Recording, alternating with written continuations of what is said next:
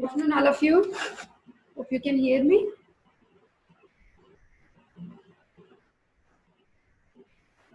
Yes. Okay, we are going to discuss brachial plexus today. So what is brachial plexus? Brachium means hand. That means the network of nerves which are extending from the neck region, and the one which is entering into the upper limb is nothing but brachial plexus. Okay. Now see here. How is the brachial plexus formed? So we have like cervical nerves like C5, C6, C7, C8 and T1. They are joining to form the brachial plexus. Okay. So let us see, like we have different pictures for you. So I will take you with the easiest and a diagram which helps you to understand better.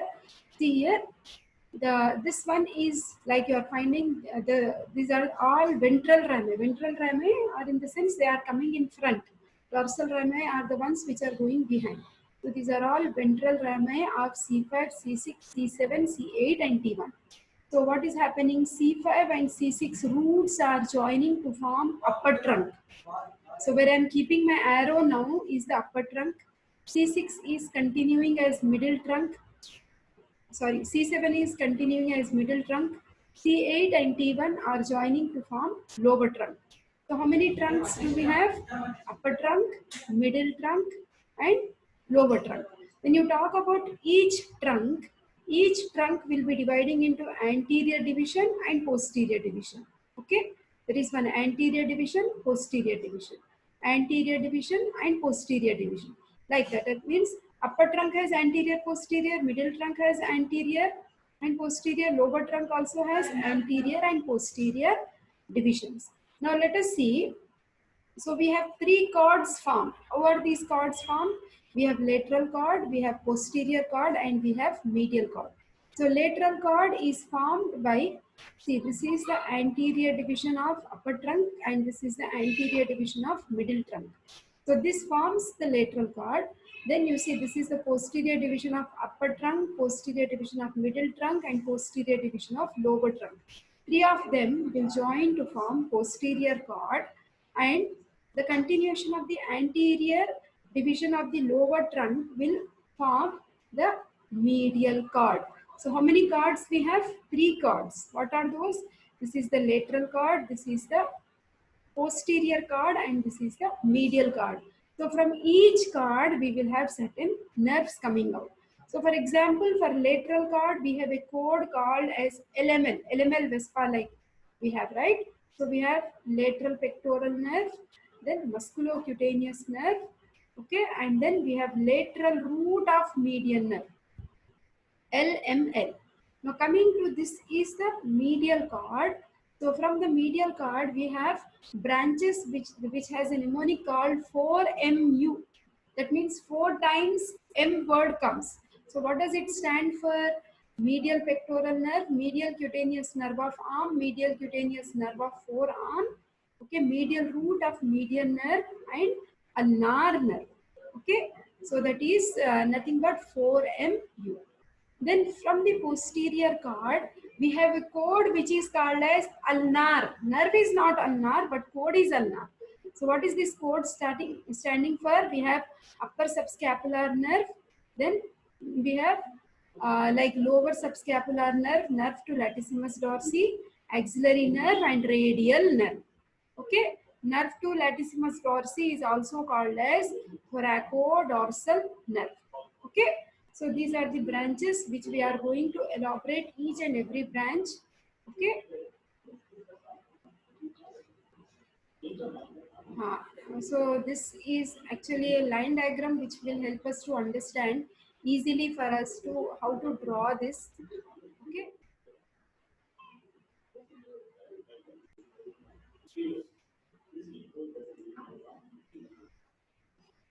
Now see here, beta. See, this is C5 root, okay, then C6 root, then C7, C8 and T1.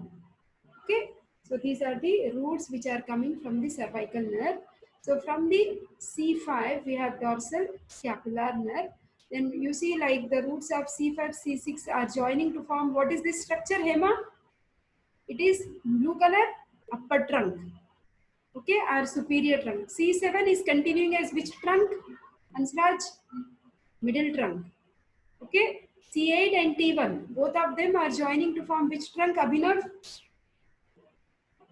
Lower trunk. Okay, or inferior trunk. So overall, how many trunks do we have? 3 trunks. C5 root and C6 roots are joining to form upper trunk. In our books, instead of superior word, upper trunk word is used. C7 is continuing as middle trunk and C8 and T1 are continuing as inferior trunk. Okay. Then from here you will see suprascapular nerve and nerve to subclavius will come from the superior trunk. Now see here, each trunk, I told you it will be dividing into certain divisions, right? So what are those divisions? Now see here, superior trunk will divide into the anterior and posterior division. Middle trunk, anterior ones are shown in red color here, beta, and posterior ones are shown in blue color. So superior trunk has 2 divisions, one red, one blue. Middle trunk also has one red, one blue. Inferior also has one red, one blue, but inferior one's blue is shown superiorly for the convenience. Okay. Now superior trunk, see this is the upper division, what are the 2 divisions we have, superior, like anterior and the posterior division. So anterior division of upper trunk and anterior division of middle trunk, both of them are joining to form lateral cord. Then posterior division of all the 3 trunks, posterior division of superior trunk, middle trunk and inferior trunk, all the 3 are joining to form posterior cord, and the anterior division of inferior trunk is continuing as medial cord. Okay. Then from each cord, from the lateral cord, just now I gave you one code, LML Vespa, isn't it? Lateral cord, we have branches like lateral pectoral nerve, musculocutaneous nerve, lateral root of median nerve. Okay, from posterior cord, we have ulnar is the code. Upper subscapular, lower subscapular. In our textbook, instead of superior and inferior, we have the names upper subscapular nerve, lower subscapular nerve. Then ulnar I am telling you. That is nerve to latissimus dorsi, which is also called as thoracodorsal nerve. Then we have axillary nerve and radial nerve. Okay. These are the nerves coming from the posterior cord. So from medial cord, we have 4 times M coming. What is that? 4MU is the code. Okay. So 4MU.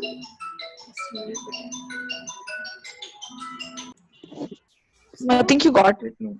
Here it is showing. Yeah, that's what I accepted. Okay.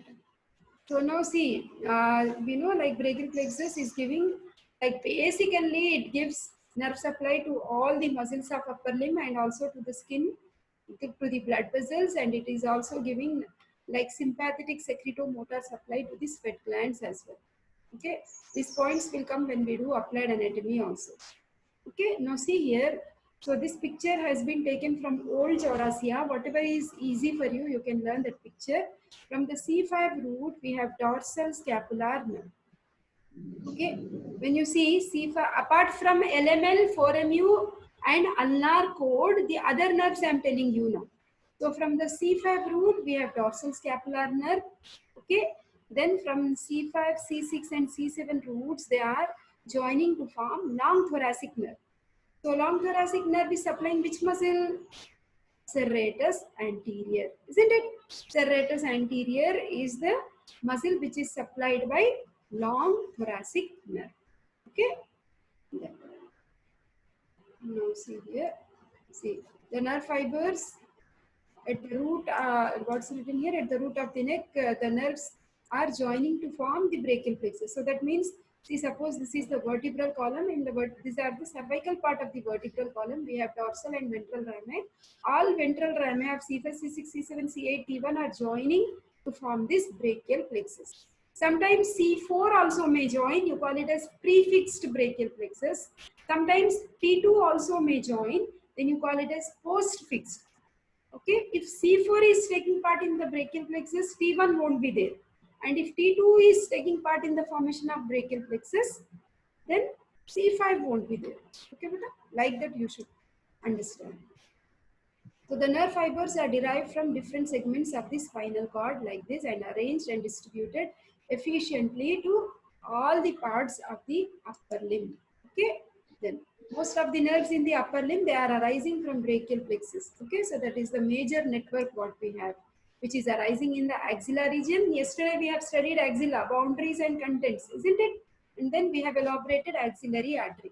There you have seen like one of the content surrounding all axillary artery, we have found the cords of brachial plexus, isn't it? So that means it is crossing, extending into the axilla. Almost all branches of brachial plexus arise in axilla region after the plexus has crossed the first rib. Hope you remember the boundaries of axilla. Yes, ma'am. Okay. Okay. Basically, Ma'am, we got the request, ma'am. हाँ बेटा. Please let me in, ma'am. You got the request. Okay. I You don't know have. how is it showing there. Yeah. Yeah. I got it. Yes, Yeah. thank you. Okay, so see for this I have told you very clearly. C5, C6, C7, C8, T1. Any doubts? Any student has? C5, C6 are joining to form upper trunk. C7 middle trunk. C8, T1 lower trunk. Each trunk anterior and posterior divisions. Anterior division of upper and middle trunk joins to form lateral cord. Posterior division of upper, middle and lower trunk joins to form posterior cord. Then anterior division of lower trunk continues as medial cord. Okay. Then please remember from lateral cord, what is the code I gave you? LML. From posterior cord, ulnar. From medial cord, 4MU. With that, you can write everything in fact. Okay, so this is some students also prefer drawing this diagram. If you have already practiced this type of picture also is fine. Okay, because this is also simple only better like C5, C6. Okay, this is upper trunk, C7 middle trunk, C8 T1. Lower trunk. Okay, then again anterior posterior divisions. Whatever is easy for you. Okay, roots are given, trunks are given, divisions. That means anterior and posterior divisions are given, cords are given. Okay, and branches from each cord are given here. Okay. So this animation already we have discussed. Now see. Now see here, these muscles we come across when we are doing the dissection of the posterior triangle of the neck. Do you remember? There we have like one muscle like what is that omohyoid which basically divides the posterior triangle into two parts. What are those? The occipital triangle and the subclavian triangle. No? In the subclavian triangle, you will see all trunks of brachial plexus coming out between the scalene muscles. Okay, so that's what we see in the floor of posterior triangle. We have scalenus anterior and scalenus medius. Between these two muscles, you are finding the trunks of brachial plexus. Now they are coming out from the neck region and then innervating the upper limb. That is the course. Okay, so it is lying proximal and it is lying posterior to the subclavian artery in the neck. Okay, more distal region is, yesterday we have seen all cords of brachial plexus were surrounding axillary artery when I have shown you the layout of axilla. Okay, the roots of plexus usually pass through the gap between two muscles. What is this? Scalenus anterior and scalenus posterior. Okay, here also you see very beautiful picture which gives you a clear understanding. See, these are the cervical vertebra. Between the intervertebral foramina, you are finding the cervical nerves coming out, C5, C6, C7, C8 and T1. You can see how they are joining, and between the scalenus anterior and medius, you can see the trunks of brachial plexus coming downwards. Now they are running below the clavicle, they are passing through the axilla, and all branches you have seen when you were doing dissection. No, try to recollect every branch you saw when you were doing, and of course now try to recollect. Anyhow, now it will be only a critical thing now what we study. Okay. The anterior rami C5, like anterior or ventral rami is the same thing, but I told you already. These are all anterior when primary rami or the ventral rami, which is C5 to C8 in most of T1. Okay. So this already what I told you is written here. Close to the origin, actually the roots are receiving gray rami communicants from sympathetic trunk. Sympathetic trunk will be lying on either side of vertebral column. I talked about this trunk in detail when we were doing abdomen, pelvic part of the autonomic nervous system.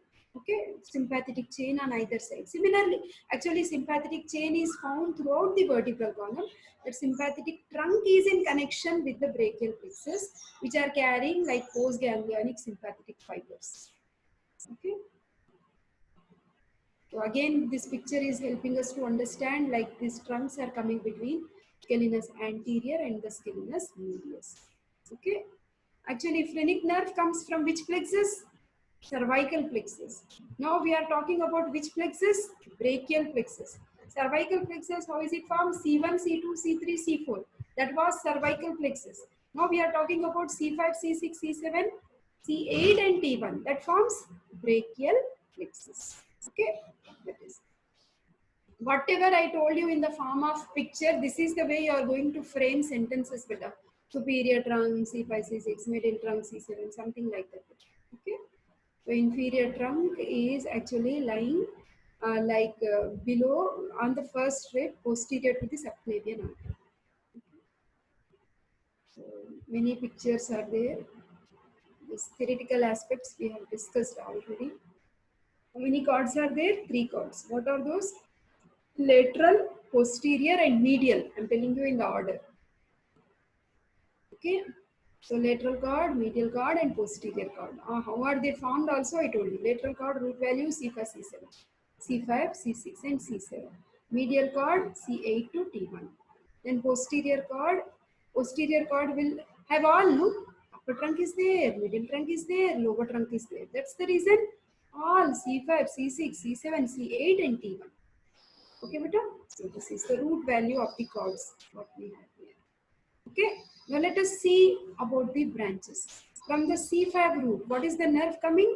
That is dorsal scapular nerve. From the C5 root, what is the muscle? What are the muscles supplied by dorsal scapular nerve? Rhomboids major and rhomboids minor. Do you remember where do they appear when we were doing scapula bone? On the medial border. We saw levator scapulae above the root of the spine on the dorsum of the scapula. Below the root of the spine, I told you minors above and majors below, if you remember. Lateral border, we have teres minor, teres major. Medial border, we have rhomboids minor and rhomboids major. So rhomboids major and minor are supplied by which nerve now? Dorsal scapular nerve. What is the, please remember the root values of brachial plexus. Everything is important. It is very important. Frequently asked essay question, 15 marks question. As soon as we are done with upper limb, I will be conducting an exam.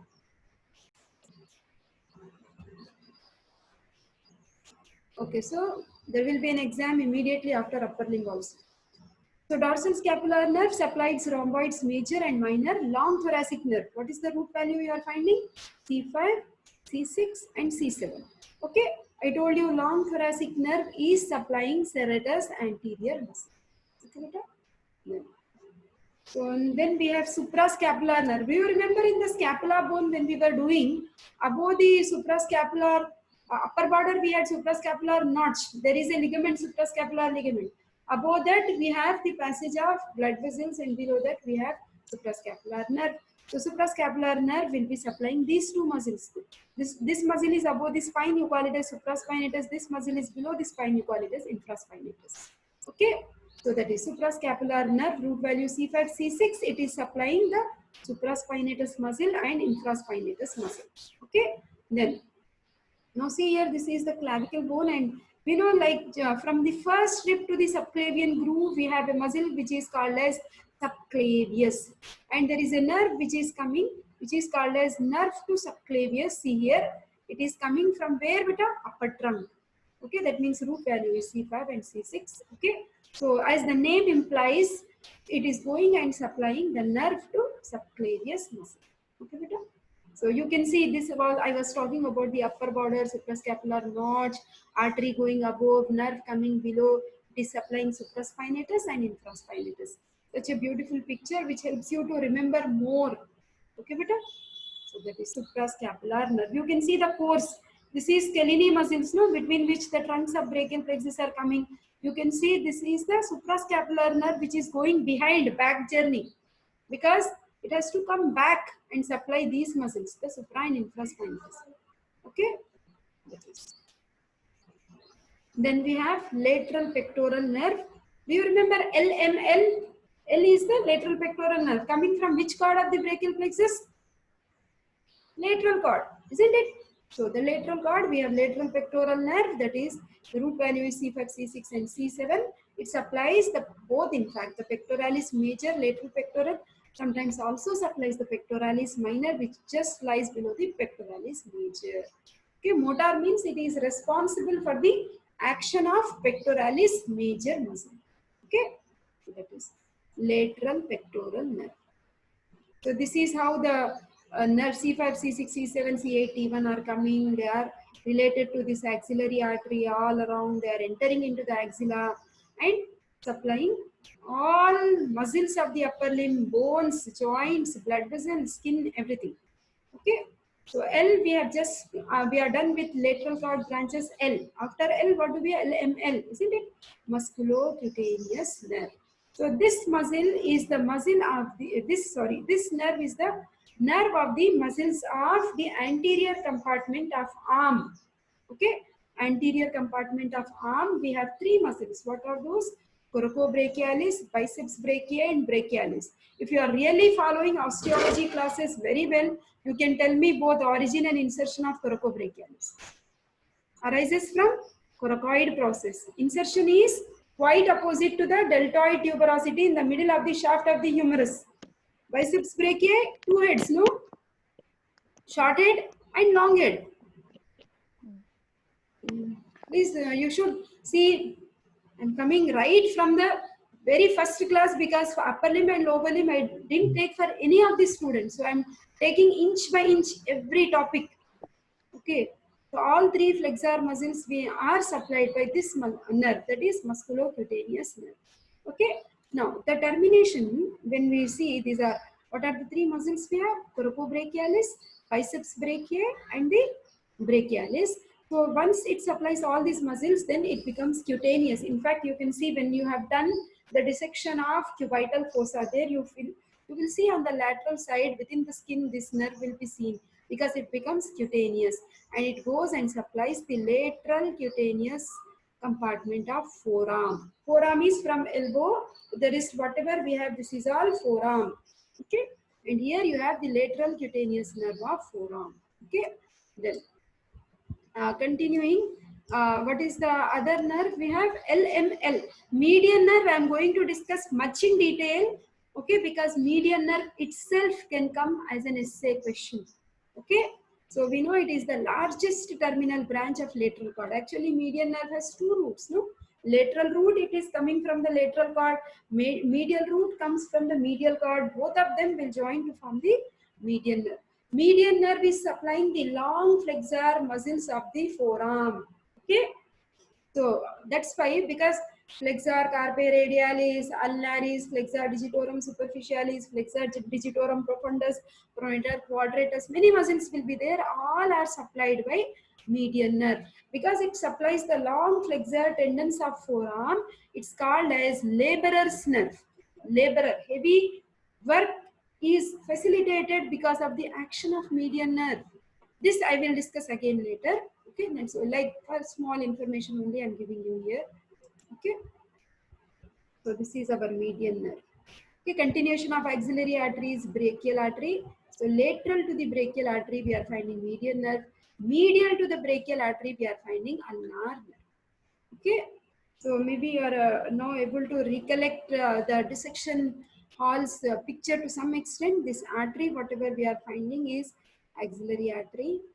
Okay, this is all median nerve. Median nerve will have two roots. Okay, this is the lateral root and this is the medial root. When you call it as lateral root, obviously you have to check for LML, no? So what are those? Lateral pectoral nerve will be coming anteriorly to supply the pectoralis major. No, this is musculocutaneous nerve. This muscle is coracobrachialis. It pierces the coracobrachialis, musculocutaneous nerve. That's how you will identify. Okay, we will go in order. one day to digest so much also becomes easy for you. Nothing to worry. Okay, for now you try to understand brachial plexus thoroughly. Then coming to the branches from medial cord, foremu, right? So medial pectoral nerve supplies both pectoralis major and pectoralis minor.